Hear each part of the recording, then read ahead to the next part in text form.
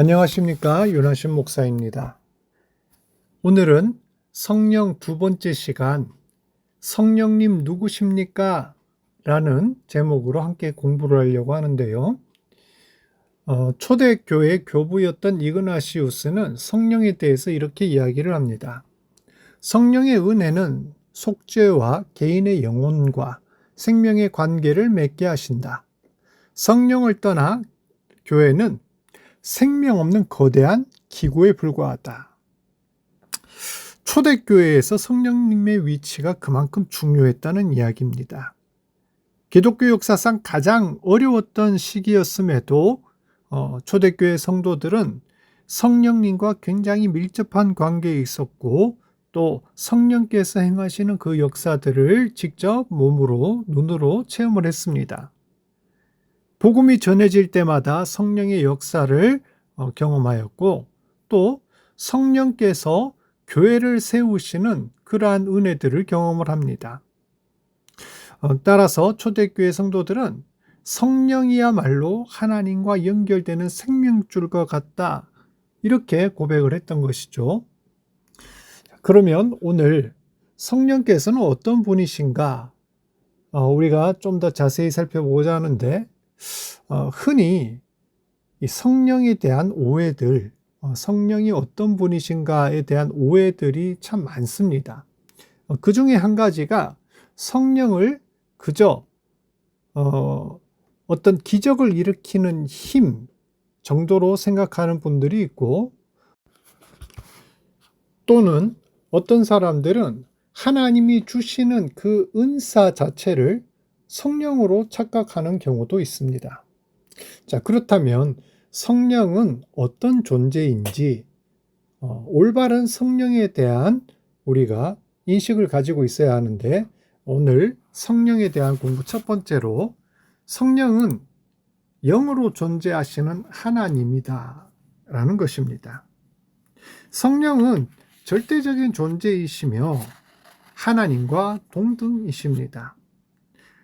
성경을 보면요, 세 분 하나님, 성부, 성자, 성령 하나님을 동등하게 위치시켜 놓고 언급하는 경우가 참 많습니다. 대표적인 경우에 마태복음 28장 19절에 그런 말씀이 나오는데요. 그러므로 너희는 가서 모든 민족을 제자로 삼아 아버지와 아들과 성령의 이름으로 세례를 베풀고 하였습니다. 뭐라고 되어 있습니까? 아버지와 아들과 성령의 이름으로 세례를 베푼다라고 분명히 언급을 합니다. 즉 성부 하나님, 성자 하나님, 성령 하나님이 동일선상에서 있다는 것입니다. 또 성령은 하나님께서 지니고 계신 그 신성을 그대로 보유하고 계십니다. 고린도전서 2장 10절 말씀에 오직 하나님이 성령으로 이것을 우리에게 보이셨으니 성령은 모든 것, 곧 하나님의 깊은 것까지도 통달하시느니라 하였습니다. 하나님은 영이십니다. 그래서 우리가 하나님을 알지도 못하고 볼 수도 없지만, 오직 하나님을 알 수 있는 방법은 그와 동일한 성품을 가진 분이야말로 하나님을 알 수 있다라는 것이죠. 그래서 하나님께서는 성령을 우리 가운데 보내셔서 하나님이 어떤 분인지를 알게 하시는데, 그 이유가 바로 하나님과 동일한 속성을 가지신 분이기 때문이다 라는 것이죠. 세 번째로, 성령은 성부, 성자 하나님과 협력하신다 라는 것입니다. 창세기 1장 2절 보면은 하나님이 창조를 하실 때에 땅이 혼돈하고 공허하며 흑암이 깊음 위에 있고 하나님의 영은 수면 위에 운행하시니라 하였습니다. 즉 태초부터 하나님의 창조 사역부터 성령님께서 함께 하셨다라는 것이고요. 특별히 창세기 1장 26절을 보시면 하나님이 이르시되 우리의 형상을 따라 우리의 모양대로 우리가 사람을 만들고, 즉 사람의 창조 사역에도 성령께서 개입하셨습니다.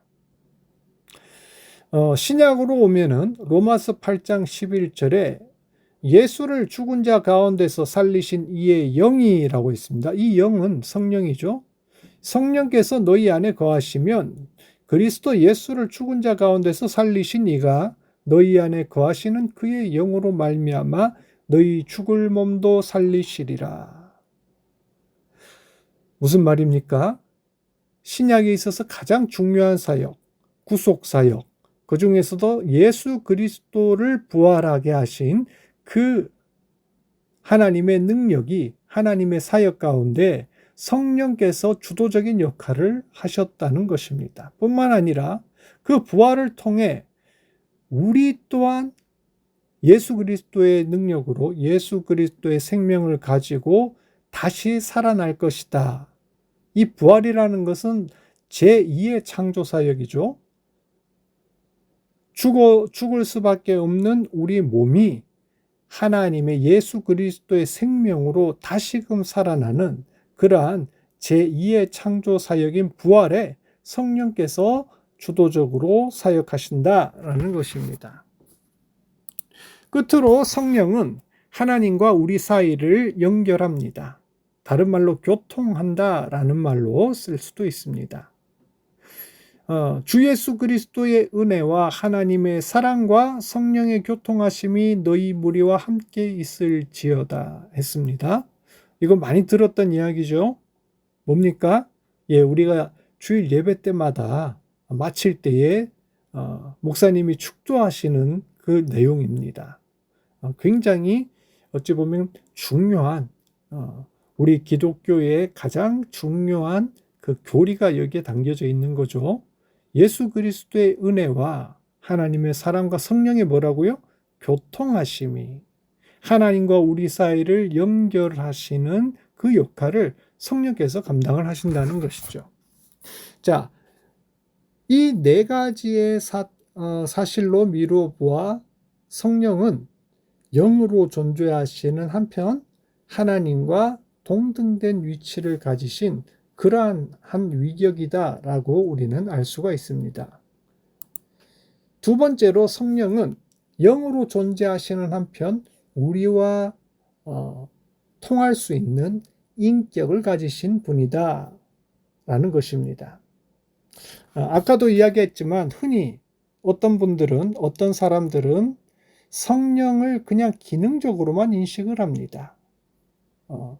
우리가 하나님을 믿게 만드는 어떤 힘, 기적을 일으키는 힘, 방언을 말하게 하는 능력, 어떠한 은사 이렇게 생각을 하는데 그게 아니라 그러한 은사나 힘이나 이 모든 것들을 우리에게 주시는 하나님이시라는 겁니다. 즉 우리는 성령을 기능적으로만 볼 것이 아니라 인격적인 하나님이다라는 것을 분명히 알아야 되죠. 요한복음 16장 8절에 그가 와서 죄에 대하여, 의에 대하여, 심판에 대하여 세상을 어떻게 한다고 하였습니까? 책망한다라고 했습니다. 분명한 인격을 가진 존재가 아니면 누군가를 책망할 수가 없겠지요.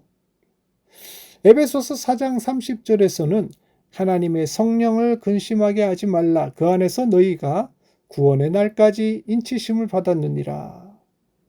성령이 어떻게 하신다고 이야기합니까? 근심하신다라고 합니다.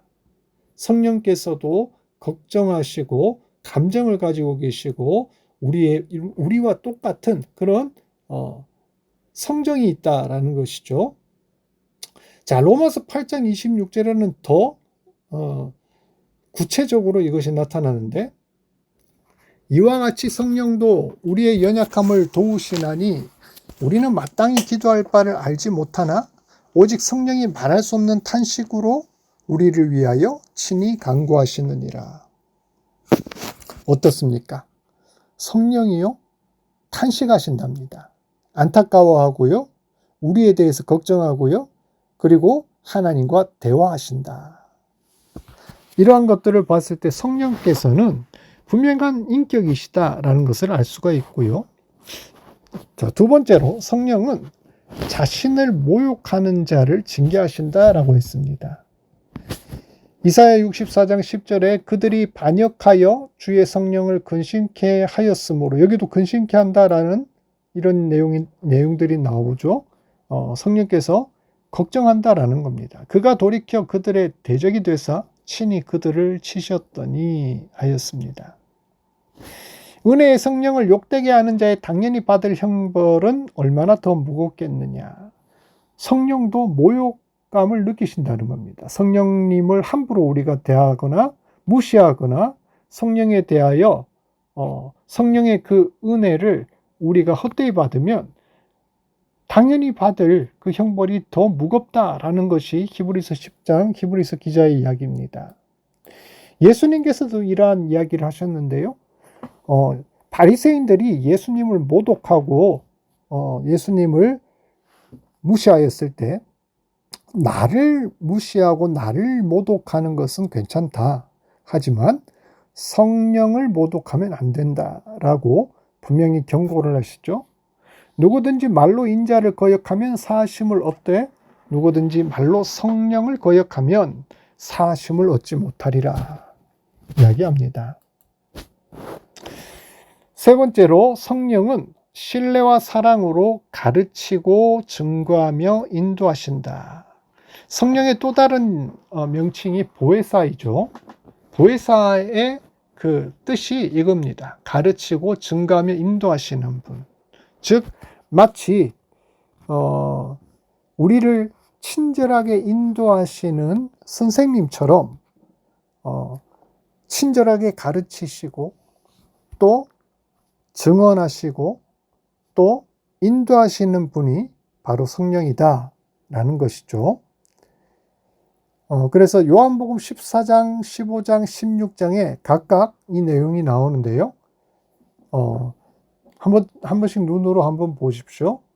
모든 것을 가르치시는 분, 예수 그리스도에 대하여 또 하나님을 증언하시는 분, 또 우리를 진리 가운데로 손을 이끌고 인도하시는 분이 바로 인격을 가지신 하나님 성령님이다라는 것이죠. 마지막으로 성령께서는 우리 안에 함께 거하신다라는 것입니다.